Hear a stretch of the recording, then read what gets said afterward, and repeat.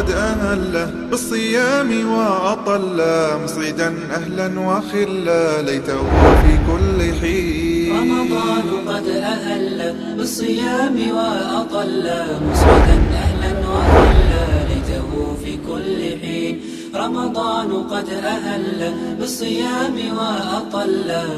بسم الله والصلاة والسلام على رسول الله صلى الله عليه وسلم. معنا سؤال في الدين. رجل يسأل أن ماله قد بلغ 200,000 جنيه وعليه دين لعدد من الناس والتجار قد بلغ أيضا حوالي 200,000 جنيه، فهل عليه زكاة مع العلم بأنه مطالب بالأداء في كل عام 10,000 فقط، يعني غير مطالب بالأداء المال كله في عام واحد؟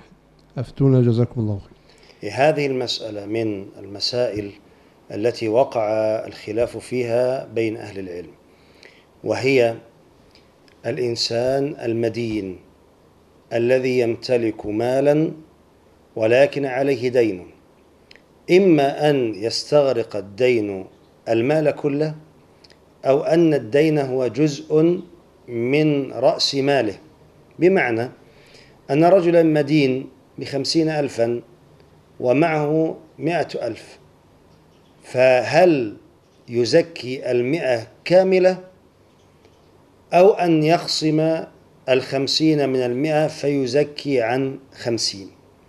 العلماء في هذه المسألة على أقوال ثلاثة.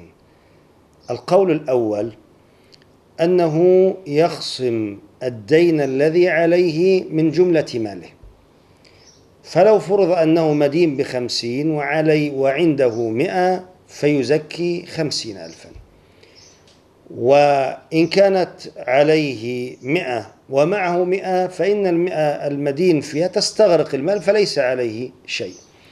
وهذا القول هو قول الجمهور من أهل العلم. القول الثاني هو التفريق ما بين المال الظاهر والباطن، فيذكر العلماء أن المال الباطن كعروض التجارة كالذهب والفضة، والمال الظاهر مثل الزروع والنخل التمر إلى آخره.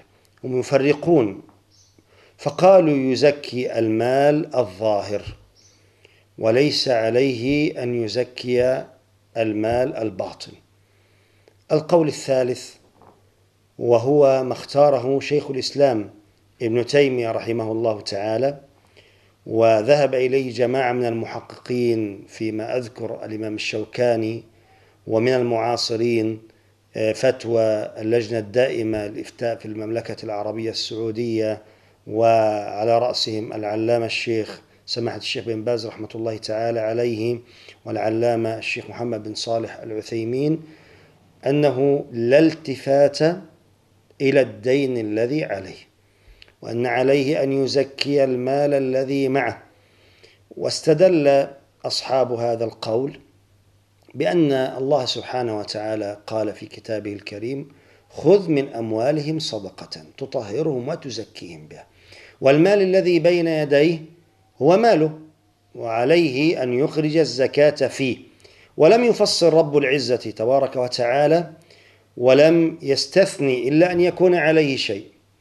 كذلك ما جاء في الصحيحين من حديث معاذ رضي الله تعالى عنه أن النبي صلى الله عليه وسلم أرسل معاذا إلى اليمن فقال: بماذا أمرهم؟ قال: مرهم بشهادة أن لا إله إلا الله، فإنهم أطاعوا لذلك فعلمهم أن الله قد فرض عليهم 5 صلوات في اليوم والليلة، إلى أن قال: وأعلمهم أن الله قد فرض عليهم صدقة تؤخذ من أغنيائهم وترد في فقرائهم.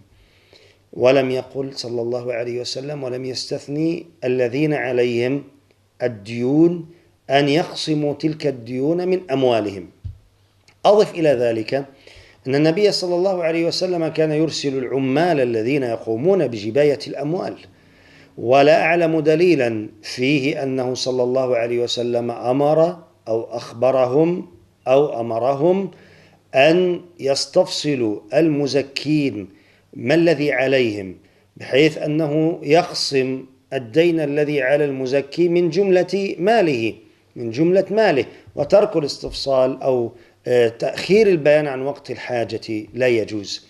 وعليه فالقول الأحوط والأبرأ للذمة أن الإنسان يزكي المال الذي معه ولا يلتفت إلى الدين الذي عليه، وهذا هو الأقرب إلى الصواب، وهذا هو الأحوط والأبرأ للذمة.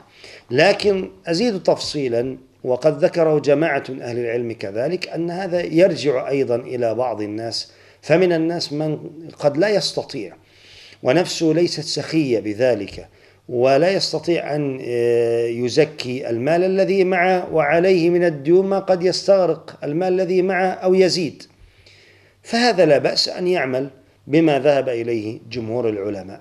أما إذا كان يتوقع بإذن الله، وهذا الذي ينبغي من الإنسان، أن الله سبحانه وتعالى هو الرزاق، وفي السماء رزقكم وما توعدون، وما من دابة في الأرض إلا على الله رزقها، وأن زكاته لهذا المال هي نماء وطهرة وزيادة لماله وبركة، فزكى الذي معه، فلا بأس بذلك أن يعمل بذلك، والله تعالى أعلى وأعلم. قد أهل بالصيام وأطل مسعدا أهلا وخلا ليته في كل حين. رمضان قد أهل بالصيام وأطل مسعدا أهلا وخلا